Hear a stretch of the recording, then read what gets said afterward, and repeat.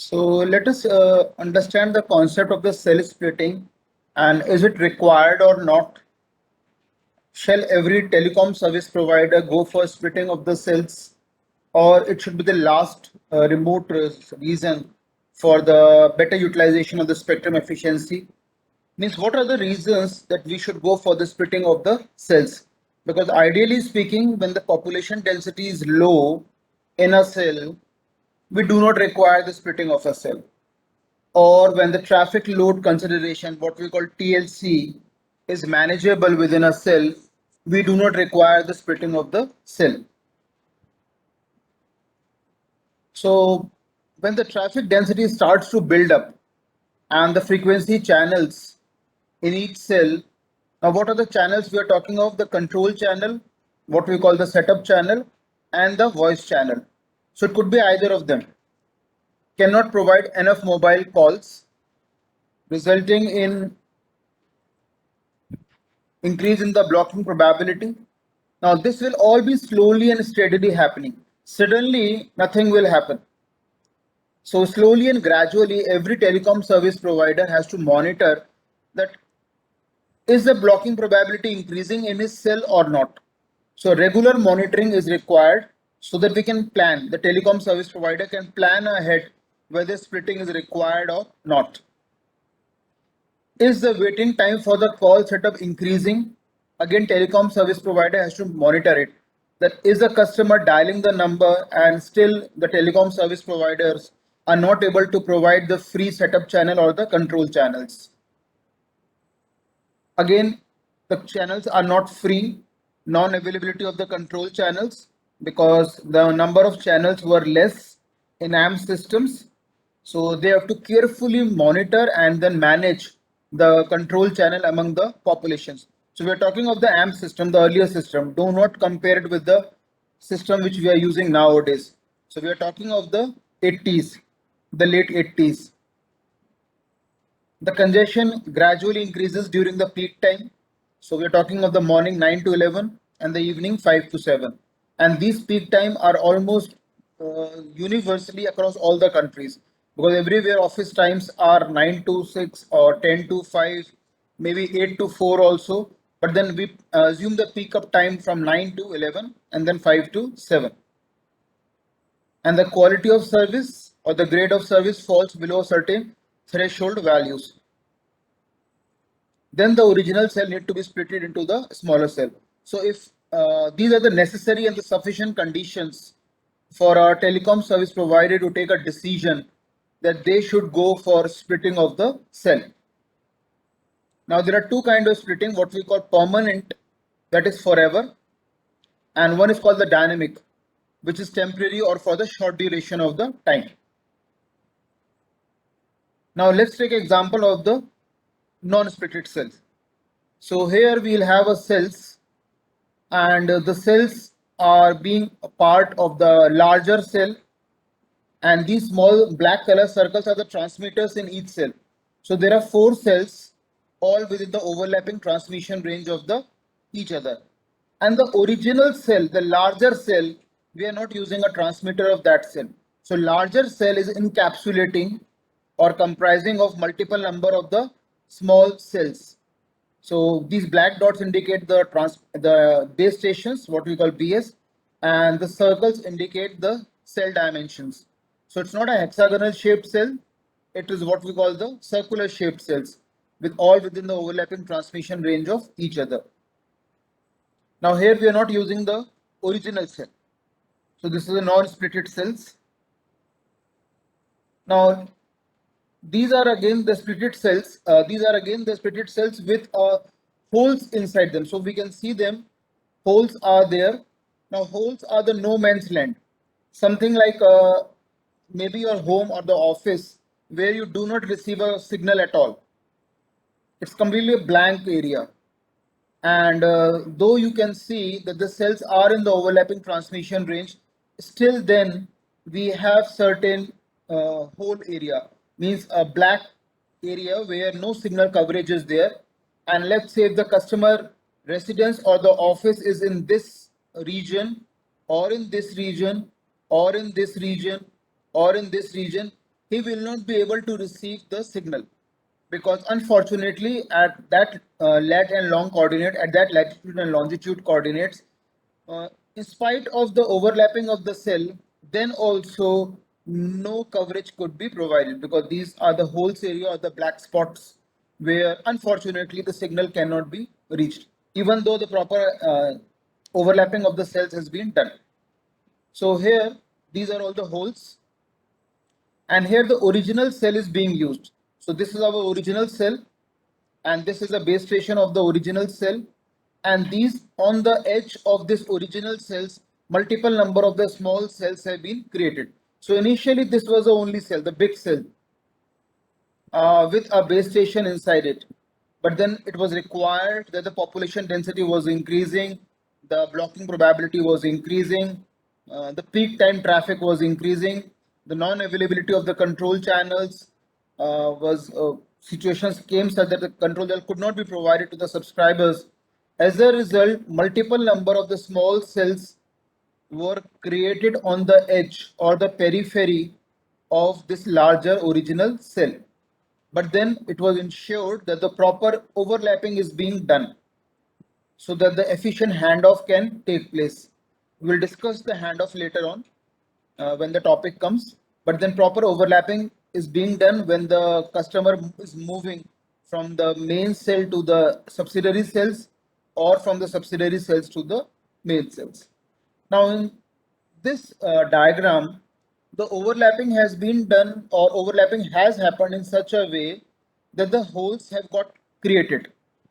But then again, proper algorithm can be done, or the proper efficient designing of the cells can be done so that the holes can be avoided.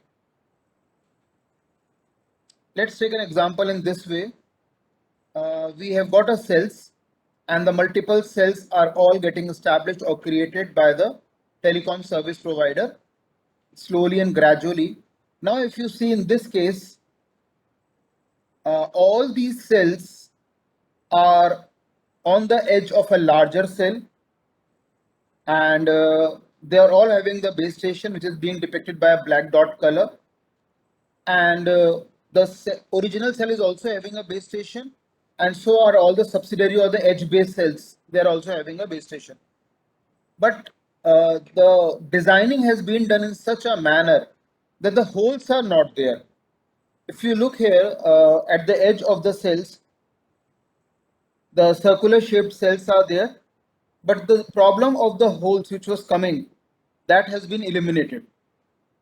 So the overlapping of the cells has been done in such a manner that the holes or the black spots have been completely avoided, and the customer will be happy because now his office or residence, wherever he is located, he is able to get the good quality signal, which was not happening in the previous slide. In the previous slide, certain black spots were there, the holes were there, which do not exist, which no longer exist in this particular diagram. So we are using a base station of the original cell as well as the base station of all the neighboring cells. So in this way, we are able to increase the number of the channels, both the setup channel as well as the voice channels, and all the setup and the voice channel will be provided in each and every of these cells. So with the hope that now the blocking probability will decrease down, and the customer will be able to get the larger number of the control channels. Otherwise, the customer just will might move to another telecom service provider. If he is not satisfied with the telecom service provider A, he will move to the telecom service provider B. And that if nobody would like to lose the customer, no TSP would like to lose the customer. So this is the efficient splitting of the cell where black spots and holes have been avoided. Now there are two kinds of the splitting as we discussed earlier also. The permanent cell splitting, which is forever, and dynamic cell splitting, which is for a short duration of the time. Dynamic word itself indicates that because of certain condition and reasons, temporarily you have to take a decision. Permanent is static. Once the cell is split, it is split forever. Now let's look at the first one, the permanent splitting. The installation of every new split cell has to be planned ahead of time. So that is what the necessary and sufficient condition of splitting is. Every telecom service provider has to think ahead that uh, what is the correct time that the splitting of the cell has to happen. So let us say in the month of April or in the month of May, telecom service provider is continuously monitoring the cells uh, in every in the jurisdiction. The telecom service provider is monitoring that what are the number of subscribers, what is a call duration happening, what are the number of subscriber right now, is the blocking probability increasing, is a telecom service provider unable to provide good number of the setup channel or the voice channel, then they have to think ahead that let us go for the splitting of cell 1 month down the time or 2 months down the time. So they have to plan it ahead, and it is a permanent structure. Permanent mounting of the base station will take place on the top of the building or top of any of the elevated structure in the cell. So first of the foremost situation that comes is selection of the appropriate cell site location, that where they should now set up a new cell site. If they set up on the ground, then we'll have a problem, because elevation, you will lose the elevation, the height. So now we have seen that most of the cell site are mounted on the top of the tallest building in that particular cell. So whichever is the tallest building, maybe it could be a shopping complex, or it could be the office complex, and the cell base station will be mounted on the top of it, so that it can provide a maximum coverage to the subscriber within that particular cell. Then the number of channels, what are the current number of channels, and what is the probability that the splitting of the cell will help is to increase the number of the channels. So again, they have to plan it out. Now, what is going to be the transmitted power? If you if the signals are transmitted at a very high power, it will drain off the energy, and the telecom service provider will have to bear high cost of the transmission. Also, the signals just might cross the edges of the cell, so you cannot transmit the signals at a very high power. First of all, economically not feasible, because it will consume a lot of power, a lot of energy will get wasted. And secondly, the signals will cross the edge of the cell, which is not required, because an interference will happen with the signals of the neighboring cells. Then what are the assigned frequencies available with it? So as we have discussed earlier, every government of every country does a spectrum allocation, and the telecom service provider will have certain set of the specified frequencies to be used of the allocated spectrum. And we know the range 824 to 849 megahertz and the 869 to 894 megahertz. These are the two possible bands we have got available, each 25 megahertz. So overall in the AMP system, we use 50 megahertz of the spectrum. And what are the traffic conditions in the cell at a particular point of time? For example, if the cell contains, let's say, 4 schools. Now the timing of the schools are from the morning 7 a.m. If it is government school, right from 6 a.m. to 6 p.m. If it is private school, normally they run from 8 a.m. to 3 p.m. So they will have, for them, the peak conditions will be 8 a.m. to 3 p.m. because there are 4 schools in a cell. So when the children come and the teachers come, so traffic will increase a lot. Or let us say there are 4 colleges, like we have got a north campus and the south campus in Delhi. So maybe the residential population is not there, but the college, we all know there are 4 or 6 colleges very closely located to each other. So they will have the peak up time of between 8 a.m. to 3 p.m. However, if there are 4 offices very close to each other, they will have the peak up time between let's say 10 to 12 and then 4 to 6. So traffic load consideration varies from cell to cell. Every telecom service provider will have to see that what are the subscribers, how many number of subscribers, and what is the profile, whether they are school kids or the college students or the working professionals, or it is a pure residential area, or maybe a pure commercial area, just like the complexes. shopping complexes are there. So they'll have to take into account the traffic load consideration. And these are the parameters which still hold good today also. They have not changed over a period of time. Still, all these parameters are planned and they're considered by telecom service provider. So these parameters hold good in 80s and they hold good even in 2020s. Now, regarding the power, what C.Y. Lee and the other authors suggest that maximum effective radiated power, what we call MERP, and the antenna height above the average terrain, what we call HART, must be considered locally in a cell on the ongoing basis. So we do not have a defined benchmark parameters. They will have to be considered or maybe on day-to-day basis or a week-to-week basis by the base station, that what should be the best radiated power and at what height, because height will get fixed, height will not change, but radiating power we can increase or decrease. For now, ideally, theoretically, 100 watt maximum effective radiated power and at our antenna height above the average terrain of 500 feet. But practically speaking, normally what we see, a transmitting power of 20 watt is good enough, and at an antenna height of 100 feet above the local terrain is implemented. So 100 watt, 500 feet is what we call theoretically limit, ideal limits, but practically when 20 watt of power is consumed by a base station to transmit the signal, and that is good enough. Even if this power, if the signals are transmitted, almost all the subscriber within that particular cell will be able to receive a signal. That has been found practically. This is when HART is 100 feet above the local terrain. So a lot of power will be economically infeasible. So even 15 20 watt power is good enough to provide a signal to all the subscriber within that particular cell.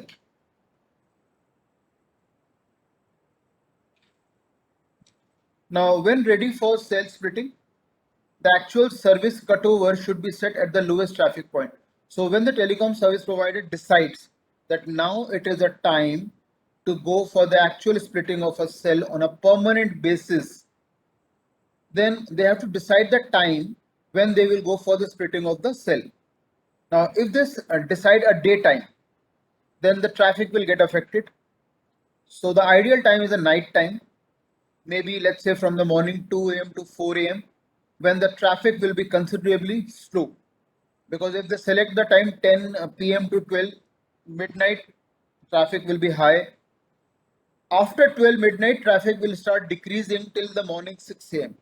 So they will choose a time around 2 hours is required, that are being found theoretically, for the splitting of the cell to actually happen on the ground level. So cutover time is need to be selected, and ideally it is from 12 midnight to 2 a.m. or 2 a.m. to 4 a.m. And this would ensure that only few calls are dropped, because at that point of time the services will get affected, cellular services will get affected, and the call dropping will start. So we assume the downtime time should not be more than 2 hours, because then the customer or subscriber might have a problem. Some people might have an emergency call to make, so they will get affected by this process. So we assume that the downtime time should not exceed more than 2 hours. So that was about the permanent splitting of the cell. Now this is good, the dynamic splitting. The dynamic splitting of the cells, it is not forever. It's a short duration splitting of a cell for a small amount of the time.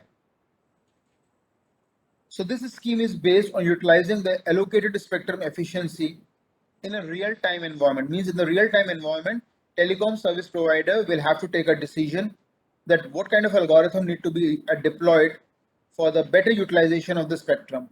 And this is just to meet temporary cellular demands of the customer on a short-term basis. Means customer has requested that the cellular service need to be provided to them, maybe for a duration of 1 day, 2 day, 5 day, 10 day, or a week basis, and the cellular service provider will have to do it. So not for a long duration of time, but only for a short duration of time.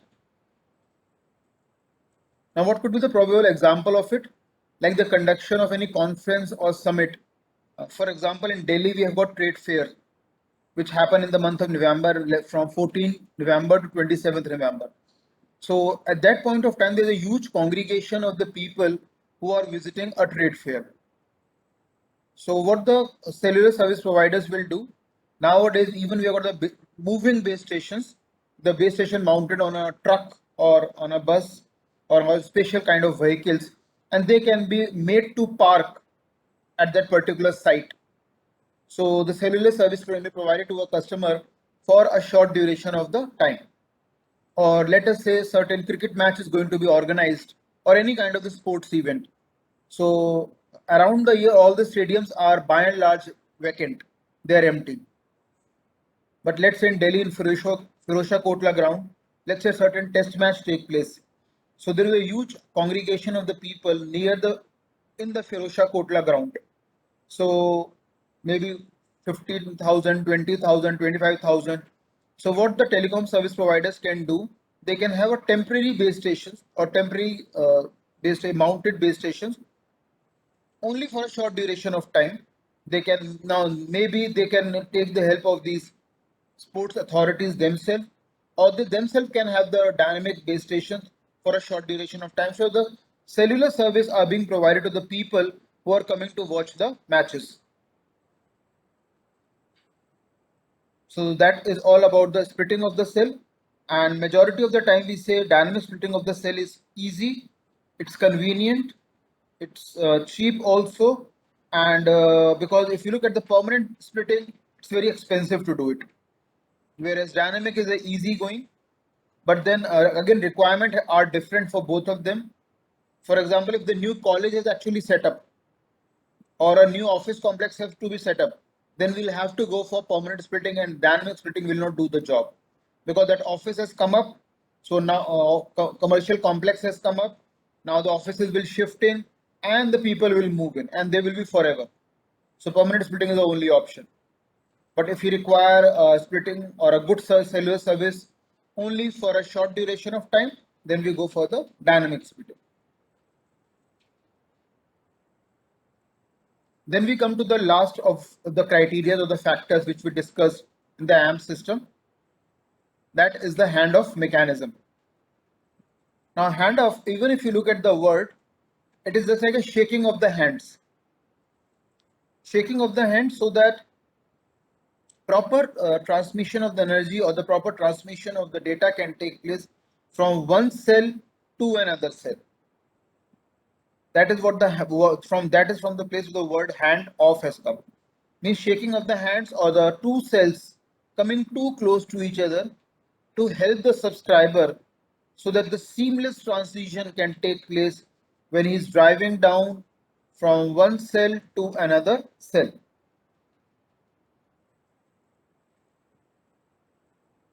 Now, for the handoff to take place, we have got certain term called dwell time.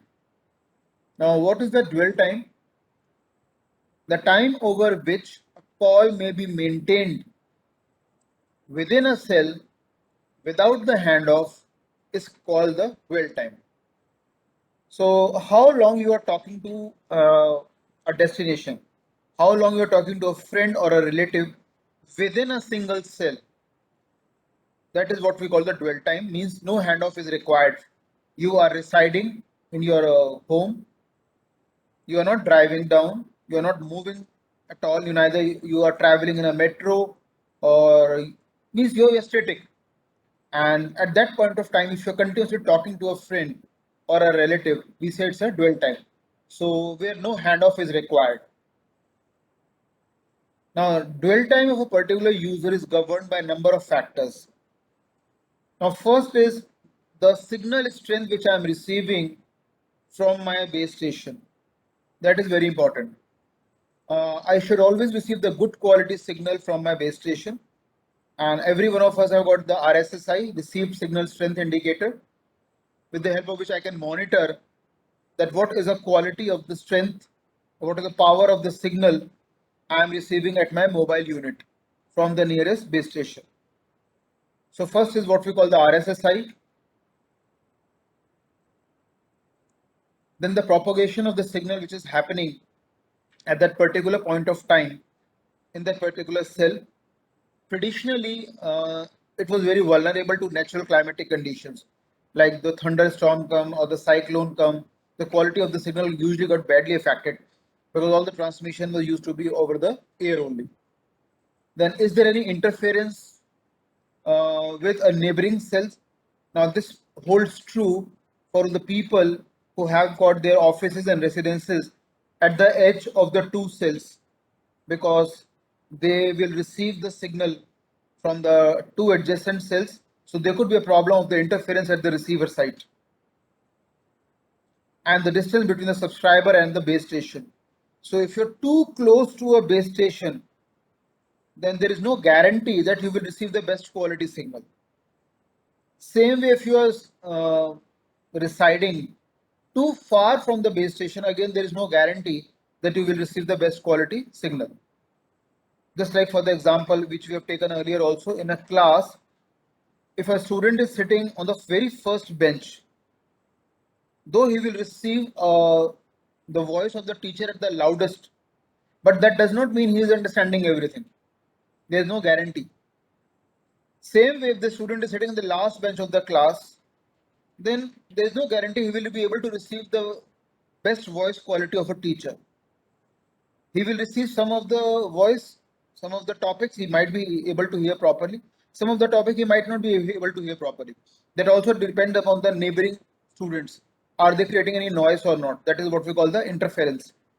You want to receive, but still you are not able to receive because of the interference happening in your environment. So what is the ideal condition?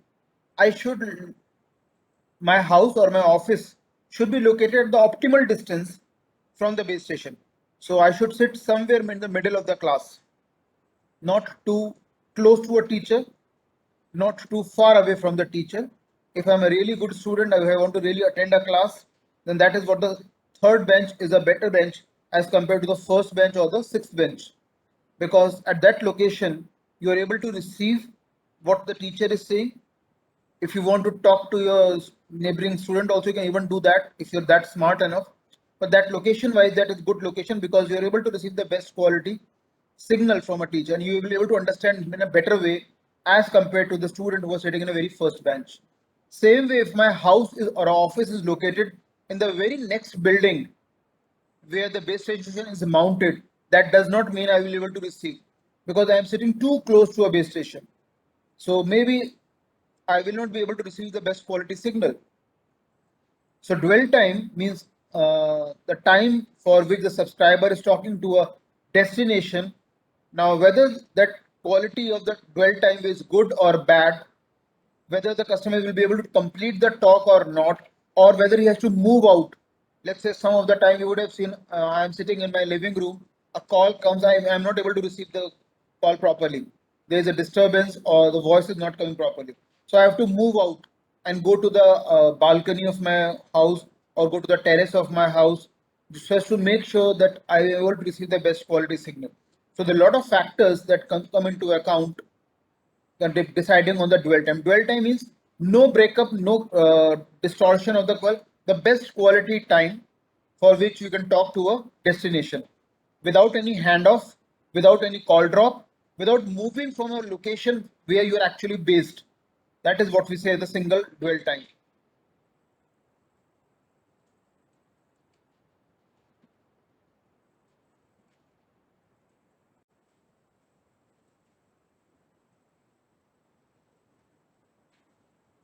Now let us look at the scenario when these things will happen. The handoff mechanism.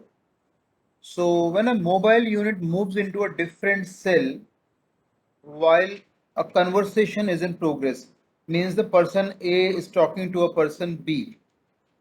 The mobile switching center or the MTSO automatically transfer the call to a new channel belonging to the neighboring base station or the next base station or the new base station.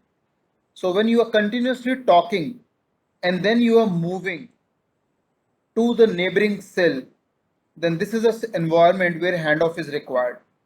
Now, at that point of time, we also need to know what is the state of that particular individual. For example, if the person is just walking down the ground, handoff will be very smooth because his speed is very less. So two cells will be able to easily ensure that the handoff is successful.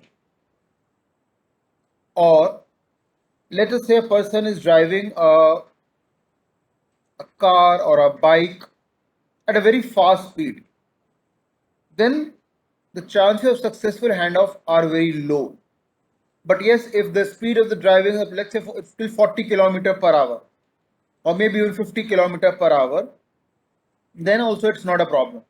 The base stations along with the MTSO can make sure that the seamless handoff is successful. However, in a case of a highway where the speed is 100 kilometer per hour, or abroad to even that is even higher, because there the infrastructure is good, the highways are maintained in excellent condition, then the handoff is bound to fail because the speed is up to 100 kilometer 120 kilometer per hour.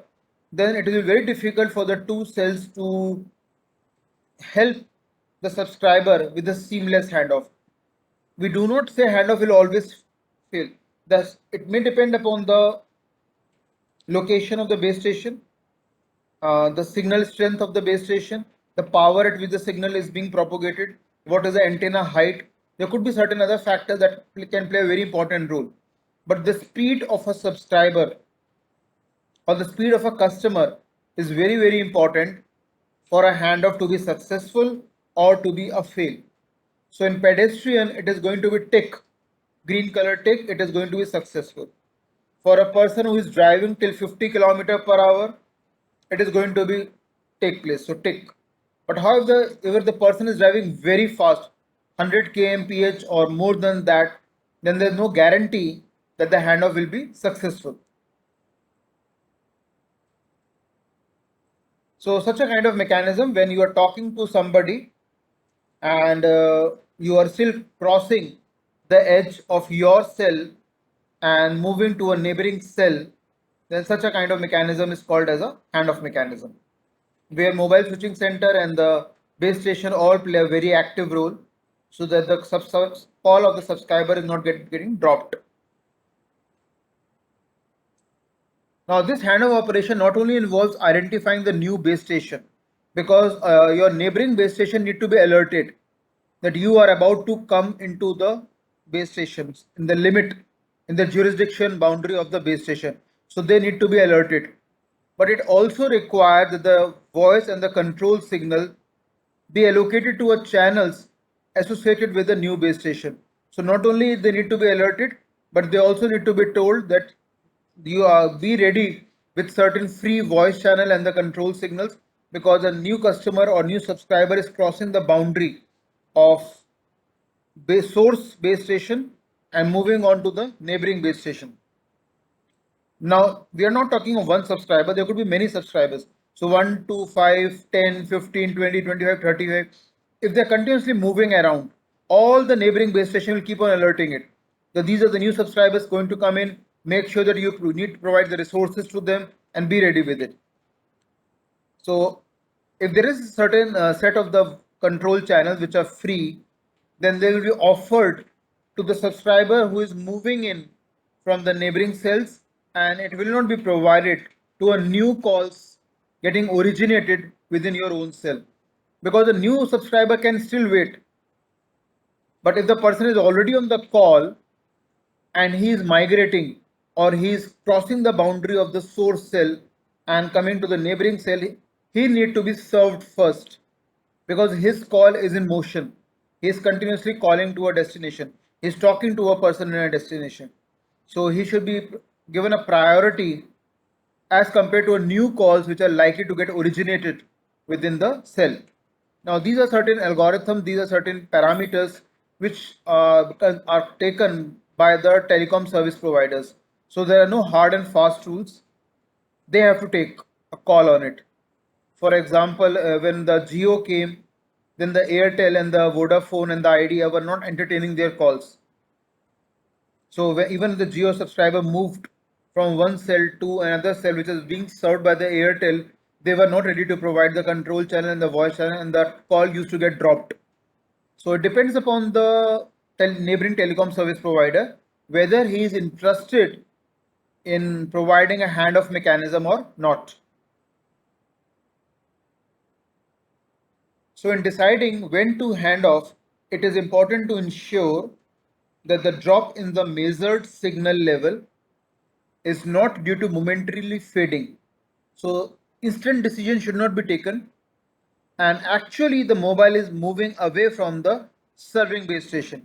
So temporary loss in the quality of the signal, maybe in the power drop, fading we'll discuss later on, fading, dispersion and scattering. So we'll discuss this topic later on, but right now we can just discuss the temporary drop in quality of the signal should not be the ideal condition that we require a handoff. The serving base station, the source base station should carefully monitor the movement of the subscriber and then decide to alert the neighboring base station. Is it a right time for a handoff to initiate or not? So these decisions have to be taken by the serving base station. We'll see the diagrammatic representation that how does it happen in a real-time environment and what is a threshold value, and beyond a threshold value either it will be successful or the call will get dropped. So in order to ensure this, the base station monitors the signal level for a certain period of time before a handoff is initiated. So what will the serving base station do? It will monitor the environment, it will monitor the situation for a certain period of time, and if it is now sure that the subscriber is about to cross the boundary of the cell and move on to the neighboring cell, then only it will initiate the handoff. When it is dead sure that he has the ideal conditions have now come for the handoff to take place, then only the handoff will be initiated. Now, what the best example which we have already taken, the pedestrian versus car scenario. In the pedestrian, it is very simple. The person is slowly walking. Just like, for example, he's strolling or he's just walking around a park or just moving. Let's say what we do from when we want to travel by metro, we get down, we slowly walk, and then we are continuously talking to somebody, and then I move on to the metro, and then that for that 15-20 minutes I'm continuously walking, purchasing a ticket till the time I board a metro. I'm continuously walking, so if the handoff is required at that point of time, it will be very seamless because a pedestrian is not a problem for a system. But yes, if a person is driving a car at a phenomenally high speed, let's say 100 km/h or 120 km/h, then the chances of the successful handoff is very difficult to take place, because maybe a call drop can take place because the person's speed is very high. So in the case of pedestrian, always a handoff will be successful, but in the case of the person driving at a phenomenally high speed, the successful handoff may not take place, and the chances are that the call may get just dropped. Now let's take a schematic diagram to understand it. This is the first cell, the hexagonal shaped cell, which we all seen in the previous lecture, that in the earlier days the CYLE and the all other Rappaport and all of the were part of the technical teams of the EIA, Electronic Industries Association, IEEE, CCITT. They carried out various experiments to determine that what is the ideal shape of the cells. Then they reached to the hexagonal shaped cells. So let us say this is one of the cells we have got, and then it has got a base station, a transmitter, transceivers, what we call transmitter and receivers. Then I've got another base station closely located or adjacent base station also having a transceiver, what we call the base station inside it. So there are two base station adjacent to it. Now when we say handoff, this is a situation where handoff should take place. When a subscriber from the base station A crosses the boundary of the subscribers of the base station B, then this is a point of time the handoff should take place. So we have got a base station 1 and we have got a base station 2. So both of them need to coordinate. So very much proper coordination is required between the base station 1 and the base station 2 in order to ensure that the handoff is very seamless and very successful. Now, for a handoff, again, as we said earlier, who requires it? That's a big question mark. Is it a pedestrian? We don't have any problem. Handoff will be 100% successful. Is it a moving vehicle? Then yes, we have a problem. Now it could be a train. You are moving from one city to another city, driving maybe Shatabdi Express or any other kind of a train. Again, in that point of time, very difficult to provide a successful handoff because the speed of the train is very high. Or it could be a vehicle, maybe a car or a bus or a scooter. So it depends upon the subscriber or a customer is using what kind of transport to move from one cell to another cell. So let us say a person is using a car and he's about to cross the boundary of a cell. Means he's at the border, he's just at the edge of the cell and he is not knowing it. For him, because these cells are all logical in structure, no physical demarcation of these cells ever take place. So a vehicle is there and it is about to cross the edge of the cell. So we have got A point and the B point. So when we say A point and a B point, at the A point, this base station is now monitoring it. That the car is moving and this is a point A, it will slowly move to the edge and then immediately it will send an alert message to the base station that one of the subscriber is about to cross the edge and it will move to your area. Now this is when we are talking of the subscriber or a base station on the right hand side. May another cell, let's say in this place, the same car, if it is located here, then this base station will send an alert message to the base station of this particular hexagonal shaped cell. If this car would have been in this direction, this base station would have sent an alert message to the base station of this particular cell. So the base station will monitor that what is the direction of that particular vehicle. So all the 6 possible direction, because the hexagonal base shells, so 1, 2, 3, 4, 5, 6, which is the direction in which the vehicle is moving, that it needs to monitor. So we say this is an ideal point. At this particular point, the handoff should get successfully done, because beyond this, the call will get dropped. Because if the cells are very closely located to each other, or the cells are in the overlapping range of each other, this particular cell, this particular base station will provide a signal which will reach not only this particular edge of the cell, it might just reach, even cross the edge of that cell. So even if you are crossing over to a new cell, the neighboring cell will try to provide you with the signal strength. But the previous base station will also try to make sure that the call remain alive as long as possible. So even if you cross the boundary of the base station 1, ideally speaking, from this point you are in the range where the base station will start alerting it.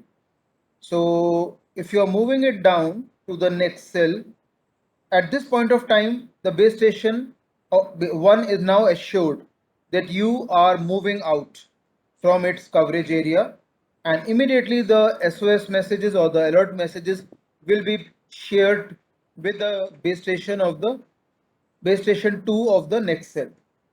However, even at this point where the arrow is marked, the base station, the 1, will try to provide the maximum signal strength as far as possible. So the call remains alive, but it cannot be possible beyond a point. So this is the maximum point where the things might turn down and the call might get dropped off. because if no handoff can be provided till this particular point of time, so this we say is a threshold value, means within or into the neighboring cell. The serving base station will try to provide it. But beyond a point, if the next base station does not take over, means it does not provide the voice channel and the setup channel or the control channel, then yes, we say the call will get dropped. So with the blue colored circle indicate that either the handoff will be successful or the call will get dropped, because the base station 2 will have to take over the running call, the call which is already in live location, already in motion. The next base station will have to take care of it. Taking care means providing a set of channels, both control and the voice. Otherwise, the handoff will not be successful. So, for the seamless handoff to take place, proper coordination is required, proper cooperation is required between the base station of the two adjacent cells. Otherwise, the call will likely 99% of the chance the call will get dropped. So the serving base station will try to ensure that till the threshold value, the call remain alive. But after that, this base station will have to take care of the call. Otherwise, the call will get dropped. So these are the problem which arises when the customer is moving at a very fast speed, maybe on a car or a truck or a bus, or any kind of the transport. So that depends upon the mode of transport which the person is using. So best are the pedestrians, because they move at a very slow speed, so they are ideal. Or even the city traffic conditions are very useful, because in majority of the big cities there's always a congestion. So when your car is moving at a very slow speed, that's a very good ideal condition for the seamless handoff to take place. So traffic congestion that normally occur on a city roads are also good for the handoff to take place, because even if you want to drive at a fast speed, you cannot do it, because there are so many traffic lights, and even between the two traffic lights there is a heavy congestion almost around the day, almost right from morning to evening. Almost all the metropolitan cities have got a huge population density, so they have got a very high traffic load consideration, TLC is what we normally say. So the chances of successful handoff is very very high. However, on a highways, the chance of successful handoff is very very low, because there if you are driving at a very fast speed, the handoff is will be failing, and the call drop situation might very the call drop is bound to take place. That's we should accept it, because the handoff to successful handoff, proper seamless coordination is required between the base stations. Now there is also called a mobile assisted handoff mechanism, what we call MAHO. So in today's second generation systems, all the handoff decisions are mobile assisted. Means our mobile unit is also a part in the party in this entire handoff mechanisms. So that is called mobile assisted handoff mechanism.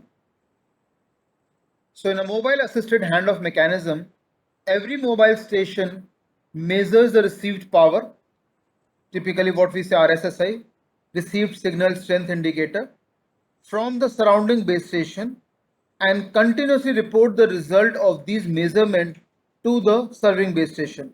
So what they will do, they will keep on getting the signals from the neighboring base station, and they will keep on reporting the data to the serving base station that I am located at the point A, and this is the quality of the signal I am getting from the neighboring base station.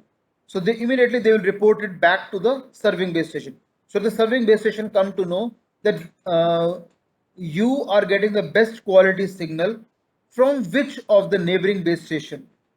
Now these things become very critical, especially when you are on the edges. For example, if the customer is located at this particular edge, now the customer can come to this location, customer can go to this location, customer can come to this cell. So customer, even if it is located at this particular point, he can move to this cell or this cell. So if he is moving slow speed, then it is okay, the serving base station will monitor it.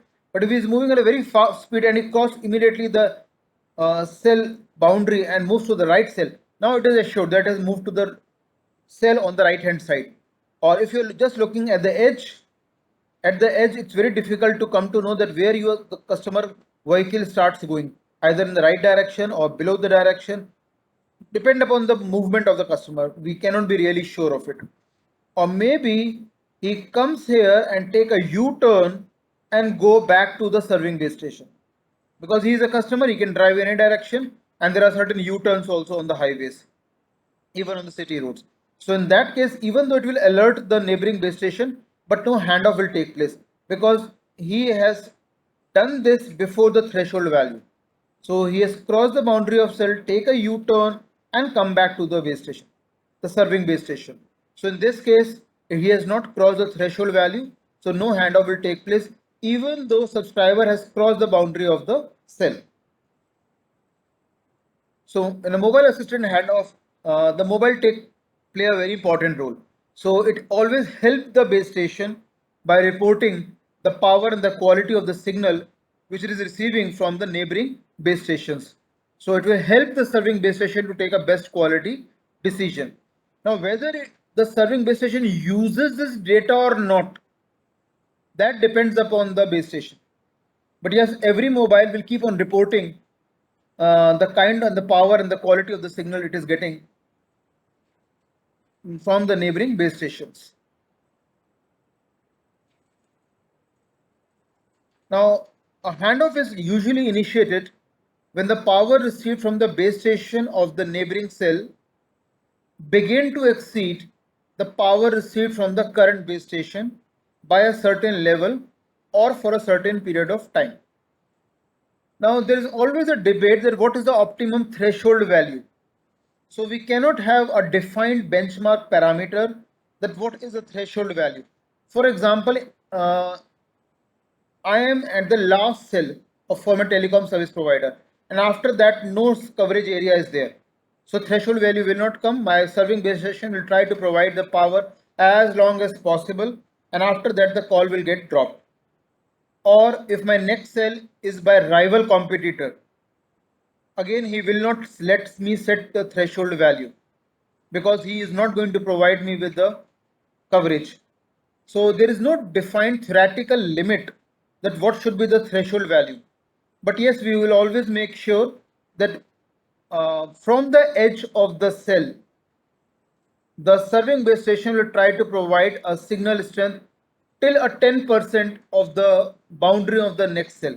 Means you have crossed the edge of the cell only up to the 10% it will try to provide, not beyond that, because if it tries to provide the signal or the good quality signal beyond that point, the interference will take place between the signals of the two base stations on the receiver. So they will have to carefully monitor it that interference should not take place, handoff should also take place seamlessly.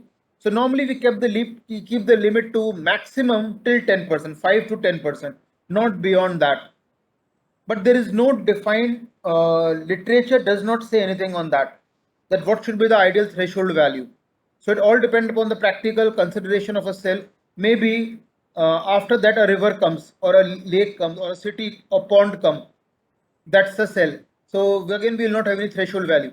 So there are multiple factors in a real-time scenario that till how long the serving base station should provide the signal to the mobile unit before the handoff actually take place, or maybe it does not take place at all, or the call is likely to get dropped because there is no next cell or the rival competitor is not ready in a position to provide me with the coverage in the neighboring cell. So it's very clear that it will always be initiated when the power received from my base station, that's my serving base station, begin to exceed the power received from the current base station by a certain level or for a certain period of time. Now again, this time can vary. There is no defined time that how long it will take place. It all depends upon the practical consideration within the city limits or within the urban or the semi-urban areas. So mobile assisted handoff method enables the call to be handed over between the base station at a much faster rate than in the first generation analog system. So first generation analog system, the mobile assisted handoff started, but it was not that good implemented because If you look at the even at the handsets, the kind of revolution that have taken place in the handset is phenomenal at the hardware level. So in the first generation, the concept was there, but in the second generation, they keep on helping the base station to take a good decisions regarding the seamless transition of the call between the two base stations. So mobile assisted handoff mechanism play a very good role in the second generation digital cellular system as compared to the first generation analog based systems. Now let's take another schematic diagram that how did the handoff take place, and can the same set of frequency be used in the neighboring cell or in the neighboring to neighboring cell or in the next neighboring cells. So how many cells have to leave before a same frequency pattern can be used in the cells after the handoff mechanisms? So let us take an example. A car is there and it is moving. It is continuously moving from the source to the destination. Now the driver of the car is not worried about the handoff mechanism. It is a headache of the telecom service provider. So he will just listen to the song in his car. He will enjoy his driving. He is not worried about it. But yes, he is also talking on phone. And nowadays we see all the cars have come with the Bluetooth, where you don't have to even hold the handsets.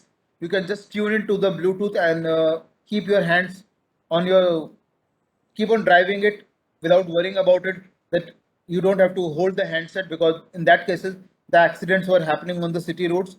So now almost all the manufacturers have made sure that the proper Bluetooth comes within a cars, so that you can talk to a customer while even driving a car, though it is not advisable to do, but then the people do it. Let's accept it. So a person moves him from the source A to the source B from, and then from the telecom service provider point of view, we'll have the multiple number of the cells which he will be crossing while his movement take place. So we say multiple number of cells, and these are all they're all circular shaped cells. There could be hexagonal shaped cells also, no problem regarding that. But here the telecom service provider is using a circular shaped cells. So multiple edges of the cells are there, and is continuously crossing the cells while driving from source to the destination. So we got cell 1, cell 2, cell 3, cell 4, cell 5. Again, instead of cell 5, now since it has crossed 3 cells, now the frequency spectrum which was used in the first cell can be reused after the fourth cell, because now interference will not take place. So if it is the single telecom service provider who is managing all the cells, he can reuse the same frequency spectrum which he was using in the cell number 1. And then again cell 1, cell 2, cell 3 and cell 4 while crossing over from the source to the destination. And these are the edges. So from the cell 1 to again to the cell 1, where, and these two cells will use the same frequency spectrum, and there's no chances of interference happening because certain cells have been left behind. So these are all the edges of the cell C2, C3, C4, which the customer is crossing over, and all these cells will coordinate with each other. The base station of these cells will coordinate with each other, and they will keep on informing that the customer is leaving my jurisdiction and it is coming to your jurisdiction. So now you provide with the set of the voice channel and the setup channel. So all these base station of the cell will keep on alerting the neighboring base stations also. And these are the frequencies which is being provided: F1, F2, F3, F4, and back again F1 and the F2, just to make sure that the proper utilization of the spectrum efficiency is done by the telecom service provider. Now we keep on monitoring the customer when he's moving on a city roads. So we see here that cell 1 is repeated after the 3 cells 2, 3 and 4. So the MTSO monitors it. So it says, okay, that this was a source cell F1, and I can leave certain amount of the cells in between, and then again I can reuse the same frequency spectrum. Now here they have left 3 cells. But again, if you remember the equation, what we have got, I square plus j square plus ij, where value of I is equal to 3 and j is equal to 2, and you can use a 7 cell frequency reuse pattern, or you can use a 11 cell frequency reuse pattern, or a 19 cell frequency reuse pattern. So it depends upon the telecom service provider, how many number of cells it want to leave before it starts using the same frequency spectrum. So, for example, there is almost no population density in the cell 4. It is just agricultural land. The person is driving on a highway. There is hardly any population there. And why to waste the spectrum? So what does the cell 1 do? It can use C1, C2, C3 and again back to C1 here. So every telecom service provider will have to take a logical decision that whether it is using a 3 cell frequency reuse pattern or a 7 cell frequency reuse pattern or a 11 cell frequency reuse pattern or 15 cell frequency reuse pattern or 19 cell frequency reuse pattern. So that decision has to be taken by the telecom service provider. Here what they have taken, that we will leave 3 cells and then the next cell will use the same frequency spectrum because proper utilization can be done. So R is the radius of the cell, F1 is a set of frequencies being used by the cell 1 and again back to cell 1 after leaving the 3 cells in between. And that D becomes the distance of the cell, and once we have got the radius of the cell and we have got the distance between the 2 cells which can reuse the same frequency spectrum, we can always calculate the Q. Q is equal to D by R. Always remember that formula. So if I've got a radius of the cell which is available here, I've got the distance between the 2 cells which I can calculate, and in the numericals which we'll see ahead, the distance will be given to you. Let us say 1 kilometer or 2 kilometer or 500 meters or 1500 meters. It will be given to us that what are these 2 cells, how far they are located from each other. And radius of the cell, we know there are different kind of the cells. So 1 mile to 12 mile. Also, it depends upon the microcell or femtocell or aptocell, what kind of cell structure I am using it. So either they will give the radius of the cell within the numerical. If they do not give it, we know that it varies. The smallest cell is 1 mile and the largest cell is 12 mile. Even some of the authors consider it as 2 kilometers. I have seen certain literature where they say if you are not known, we'll keep the radius of the cell as 2 kilometer. So whatever value you, if it is not given in the numerical, and if you are assuming it, make sure you write it in the answer sheet when it comes in the exam, that this is what the radius of the cell I am assuming it. So that can be applied to the formula and then you can derive the actual values to it. So this is all about the handoff mechanism, and we require proper coordination among all the cells to make sure that the handoff is seamless. Otherwise, if you cross the threshold value, chances are that the call will get dropped if I do not receive the help in time from my neighboring base station. So that is what about the handoff phenomena, and also depends upon the speed of the subscriber. If a subscriber is a pedestrian, it is going to be easy. If the subscriber is on a fast moving vehicle, handoff is very, very difficult to achieve because you are not sure that in which direction he is moving, first thing. And let's say if I take a U-turn, that kind of situation might arise. I cross the edge of the cell, I take a U-turn, I come back. Or if I'm continuously driving in a straight direction, then yes, my neighboring cell can be alerted. Now, when we say there is a question like if the radius of the cell is constant, nothing is constant here. The entire organization of the cell itself is logical in structure. So I have to take into account various factors in my cell. My cell can have a mountain, my cell can have a pond or a lake or a river. It might be pure residential, it might be pure commercial, it can be in a zigzag pattern. Because when we study academically and theoretically, we take these hexagonal shaped cells or a circular shaped cells. But logically, if you see it on the ground, even when the base stations, we have got a huge number of nalas and what we call drains. So if you're living in East Delhi, there's a big drain that moves around the Kalkadi Mode, Jagatpuri area. So let us say there is a cell, there is a base station which is mounted in Anand Vihar area. So they will say that my jurisdiction come only till this drain, because after that the Preet Vihar starts. So that drain itself act as a benchmark. So we cannot come up with a defined radius of the cell that what should be. But yes, maximum and the minimum size of the cell has been set as 1 mile to 12 mile. And why mile? Because AM system came into US advanced mobile phone system, and there they take into account miles, not kilometers. But we can convert into kilometer, then start using it. But even that is what we call theoretical limit. Actually, it depends upon the land conditions. Maybe I will say that till this mountain, now that mountain can be even a garbage heap. For example, if you ever visited the Ghazipur, in the Ghazipur we got a huge mountain of the garbage only.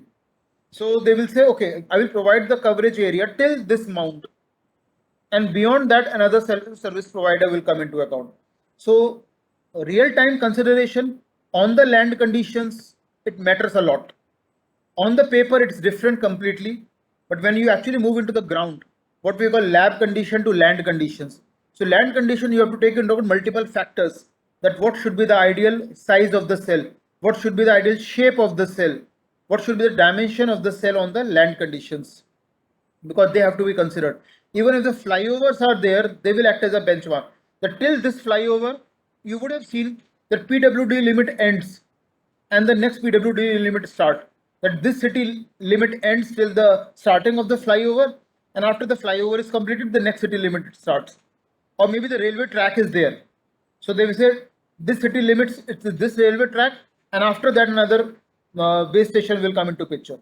So these are the things that take, and when you study in the book, these things do not come into picture. The real time environment means the talking when I'm talking of the drains or the railway tracks or the flyovers or a mountain, books and the literature does not talk about these things. They talk about the very idealistic conditions, the what we call lab conditions. But in the land conditions, every telecom service provider has to do this feasibility study, and they do it. You would have seen many number of the time that people are there on the roads, they are carrying out certain surveys where they took into account the actual environment. Now it depends upon what kind of surveying is getting done, maybe by the municipal department or by the electricity department or by the telecom service providers. So it depends upon which department is doing a survey, but every department, before they roll out their schemes or they roll out their services, they do a proper feasibility study. Now that can take place in days or weeks or months before they come up with the proper schemes. But every department does a proper feasibility study just to make sure that the cost spent is as low as possible. Because if no proper feasibility is done and you just directly go and launch a scheme, it is bound to fail 9 out of 10 times. So proper feasibility is done, and then the things become better, and the customer is the service provider, maybe a cellular service provider or telecom service provider or the internet service provider. Nowadays you've got the cloud service providers. They're able to provide the best services to the subscriber. Now the next topic, what we are going to have after the handoff mechanism, is how to make sure that the proper coverage is provided in a cell by the base station, taking into account both the signal and the traffic conditions. Now again, the traffic conditions, as I said earlier, is something which varies from city to city. It depends upon the income profile of the subscriber in that particular city. It also depends if it is a metro city or a non-metro city. So there are multiple factors that take into account that what are the traffic conditions, and maybe the traffic conditions, and they do not remain static, because slowly and gradually, if the income profile of the subscriber increases, then he will initially purchase two-wheeler, then he earn more, he purchase four-wheeler, and as the number of four-wheeler increases in a city, the congestion increases in a city. So again, as a means every government has to make sure that there should be upper cap or the limit on the number of the vehicles within the city, because the congestion increases a lot, and every congestion is a problem. So congestion in a real-time scenario is a problem not only for the municipal corporations, not only for the transport departments, but also for our telecom service provider. because more the number of subscriber, again we'll have to manage the cell in a such optimal manner that the call drop remains as low as possible, blocking probability remains as low as possible, and the channels, both the voice channel and the setup channel, can be provided to the satisfaction of the customer. Otherwise, again, he will get disappointed and he can leave the my telecom service, and he might switch over what we call mobile number portability, MNP, and he just might cross over to another telecom service provider. That is something which no telecom service provider will ever want. Every business wants to keep on holding the subscriber. Nobody wants that they should switch over. The subscriber should move out to the rival telecom service provider. So cell coverage has to be good, optimum, to the satisfaction of the customer. So cell coverage can be based on the signal coverage or on the traffic coverage. Now, signal coverage can be predicted by coverage prediction models. We'll study two of the prediction models. Both of them are there in the CYLE book also. One is moving on the flat terrain. What happens if the customer is moving on a flat terrain? And what happens if the customer is driving a car on a mountainous terrain? So these are the two widely used prediction models, that how the coverage should be provided to the person who is driving a car on a city road, which is easy to provide, and what if he is driving a car on a mountainous track, because in the mountainous track we all know it's a circular tracks. Just keep on providing.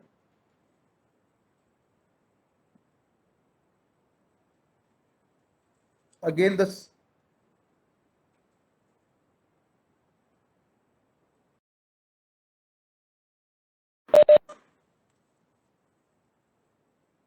so in the cell coverage we have seen that a lot of things depend upon the traffic coverage and the signal coverage. In any of the cell, the factors remains by and large the same. And there are two widely used prediction models, one that works on a flat terrain and the other that works on the mountainous terrain. Means a car driving on a flat terrain on a city roads and the car driving at the mountainous conditions. So we'll see how they can be monitored and how the signal will be provided to these vehicles which are moving on a flat terrain as well as on a mountainous terrain. So what is the primary task here? It is to cover the whole of the area which has been allocated to a telecom service provider by the government with a minimum number of cell sites. Now that is the primary concern, or that is the primary objective of every telecom service provider. Just to ensure that yes, less number of the economic feasibility is as low as possible. Otherwise, what will happen? The telecom service provider will have to bear a huge cost for setting up of the cell sites. So every telecom service provider main aim is to have very less number of cell sites, and we should be able to cover the larger area. And since 100% cell coverage of the area is not possible, the cell site must be engineered or designed or redesigned in such a manner so that the holes or the black spots are located should not be located at all. That's what I will say, but the theoretical say located in the no traffic locations or in the ideal condition where there is no house or no residential complex or no commercial complex or no traffic is moving around. Holes should be located in those situations only. But then it all depends upon how the cells are designed, the entire schema, the entire layout of the cell, how they are designed, how much they are overlapping with each other, so that the chances of having a holes or a black spot should be as negligible as possible. Though we accept that the 100% cell coverage cannot be provided, but still as an engineer, as a telecom service provider, we should ensure that the holes or the black spots are not at all there. And whatever are the small points even within the cell, the signals should be provided to that. That is what the ideal environment is. Let the customer enjoy the coverage, enjoy the signal strength wherever he is located, maybe in the office or a home, or just moving around in a park, or just moving on a city roads. Wherever he is, the signal coverage should be provided to him. Now, for the efficient cell coverage, following factor need to be considered. So there are certain set factors, and that depends upon the cell, whether the geographical location of the cell actually. So, are there any natural terrain in a cell, maybe a flat terrain or a hilly terrain? Are there any water bodies within the cell? For example, there could be the lakes or a ponds or the river flowing in, just like Delhi has a Yamuna river flowing in. There are many cities located along the Ganga and the Yamuna river, like Kanpur, and many other cities are located along the Ganges. So, are there any water bodies that flow within the city? They cross the city or not? Are there any natural vegetation within the cell? For example, in the Delhi we got ridge, or there could be certain forest area. So it depends upon the geographical location of the cell and what are the different natural terrains, because natural terrains you cannot move around. You cannot change the location of the lake or the pond. If it is there, it will be there. If the forest is there, it will be there as such. But the human made structure in a cell, yes, they can be engineered. They can be re-engineered. For example, in an open area, the golf area is there that cover the huge amount of the area. The parks are there, where to locate the park, what should be the size of the park, the green parks as such, or in the urban or suburban or very highly congested areas are there. And what does the transport department does when it becomes heavily congested? Sometimes they make it unidirectional, means the traffic flowing in only in one direction, just to make sure that the city survives and the congestion can still be managed as such. So human made structure can still be controlled, but in the natural terrain, whatever are the it is there, it will always be remain there. So it cannot be, the river will not be relocated, the land will not be relocated. But yes, in a human made structure, if the it is posing certain problem, the buildings can be moved out, the buildings can be destroyed. For example, when Delhi Metro, DMRC, Delhi Metro Rail Corporation was doing a construction of the railway tracks in the Delhi, they found out many structures which were coming within the its jurisdictional limit. So they have to remove it. Some of good amount of compensation was paid to the shops as well as to residential colonies to make a way for the pillars of the, so that the proper railway track can be constructed for the Delhi Metro. So large amount of the structures were removed from their locations, both the residential as well as commercial structures, and they were given good amount. The owners of these buildings were given good amount of the compensation by the DMRC. So the man-made structure can still be changed around. They can be moved around. They can be relocated. They can be destroyed. But in the natural terrains, they will remain as it is. So when you talk of the cellular service providing, so natural terrains, we have to take into account what are all the natural terrains are there, and how much coverage we need to provide covering those particular natural terrains. Now let's take an example of the flat terrain. A person is driving a car in a city and the terrain is all flat. So there is no mountainous terrain, it's a flat terrain. And how the signal will be provided to it. And what are the other factors, like how we can compute other angles, like incident angle will be there, slope angle will be there. How we can compute the angle depending on the signal which he is getting from the base station sitting inside his car, because he is having the mobile unit. So mobile unit is continuously in touch with the base station. So what is the level and the quality of the signal which you will be receiving while driving down in a car?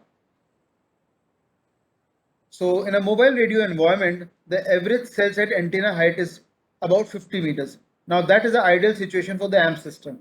That the average cell site antenna height will typically be around 50 meter only by and large.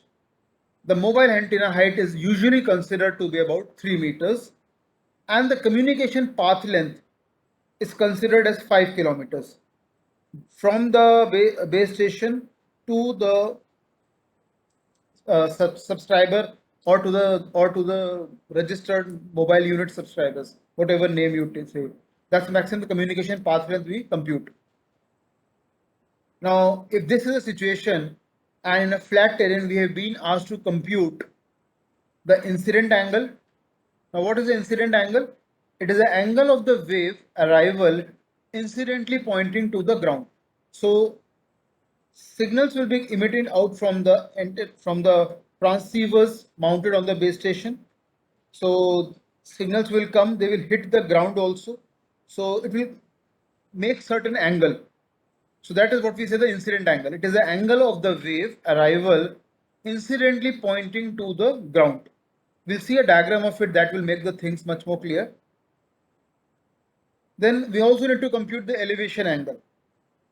Now elevation angle will be computed at 2 points. One at the location of the mobile unit and one as the antenna of the mobile unit. I have got a handset. That handset is called as a mobile unit. Now what is the location of the mobile unit and what is the antenna of the, because in the earlier days, if you remember, the antenna was mounted from the top of the handset. So we say location of mobile unit could be the location of the car, and the antenna of mobile unit, the signal it is receiving from the base station. So we need to compute two things: the incident angle and the elevation angle. This is when the antenna height is about 50 meters, mobile antenna height is about 3 meters. So we'll take the factor like h1, h2, and the communication path length is d, which is around 5 kilometers. Now let us create a diagram out of it and try to compute the incident angle and the elevation angle.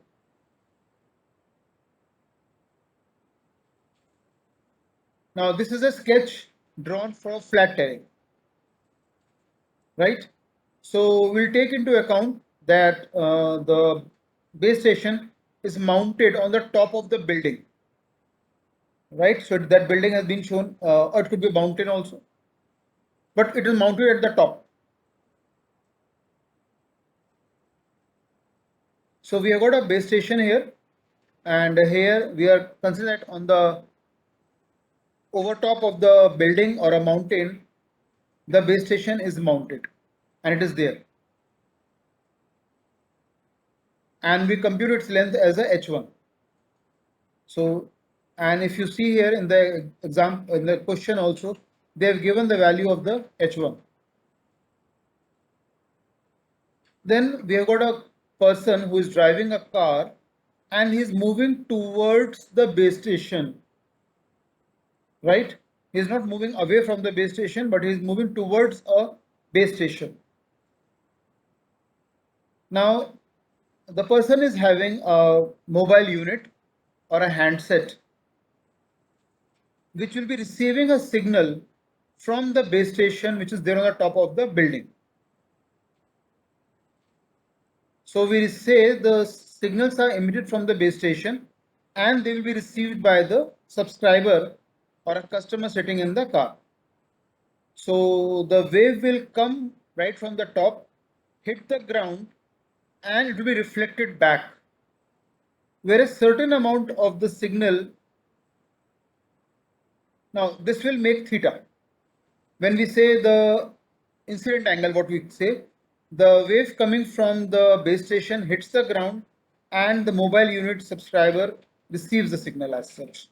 So we can also compute this height, that after reflection back, what is the height, at what height it is reflecting back, and that is we say about the theta, the incident angle, which is getting created, which is getting made when the signal comes from the top of the base station, hits the ground, and it is reflected back. However, there will also be a certain signal which will hit the ground and it will go below the location and then might be reflected back, or maybe the earth absorbs the signal. So there could be both the situation. There's certain signal which hits the earth and earth may directly absorb it, or it will penetrate the top layer of the earth, goes into it, and then reflected back also. There could be certain kind of situations. So, and if they reflected back, so there could be another wave that hits and then matches it.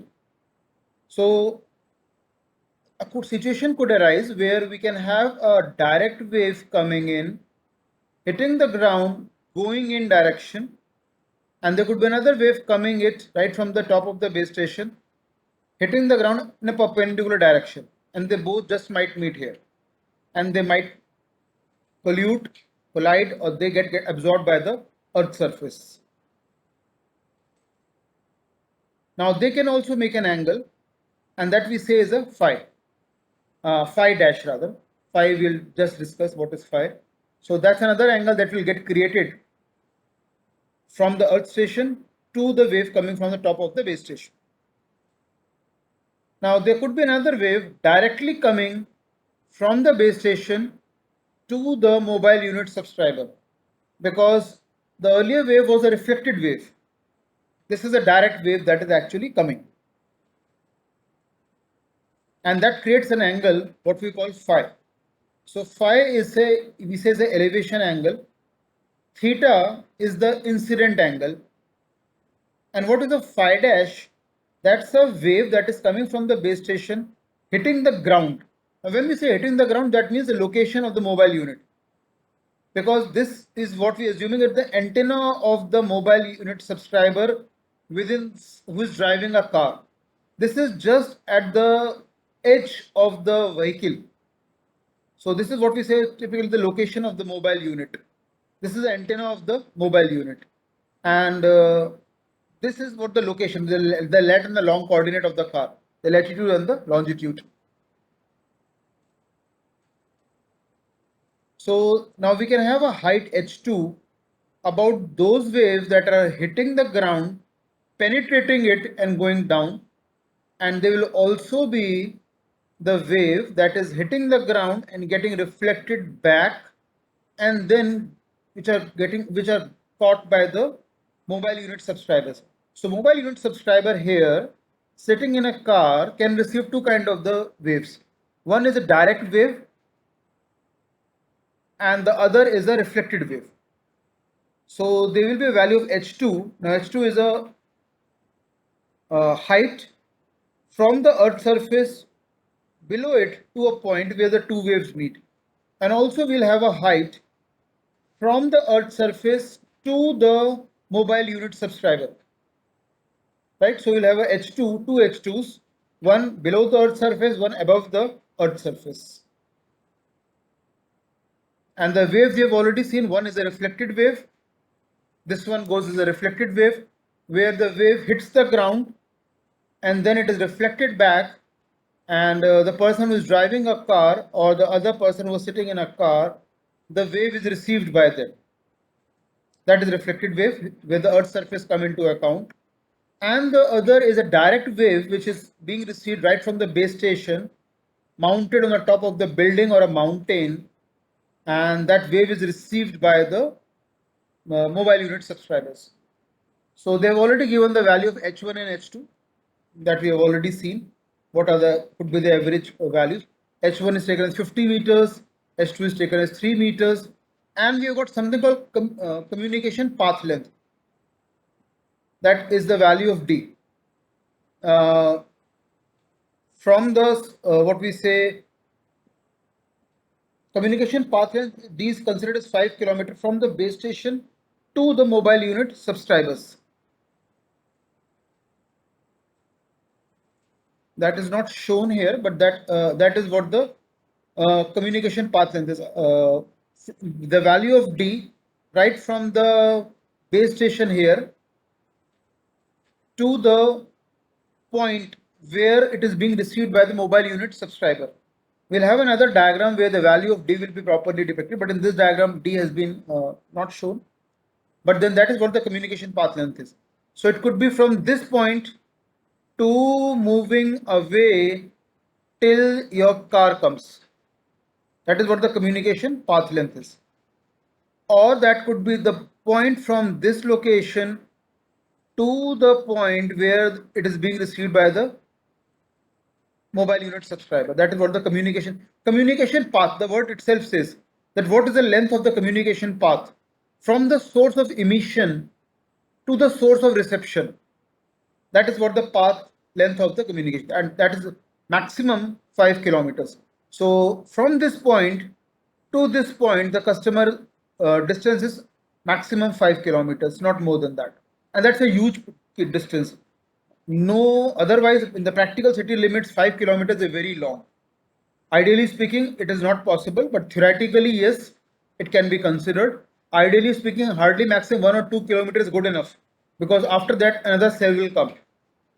But yes, theoretically, we can consider, yes, the distance can be that long from the point of source of emission to the point of source of reception. That's how we compute the incident angle and the elevation angle.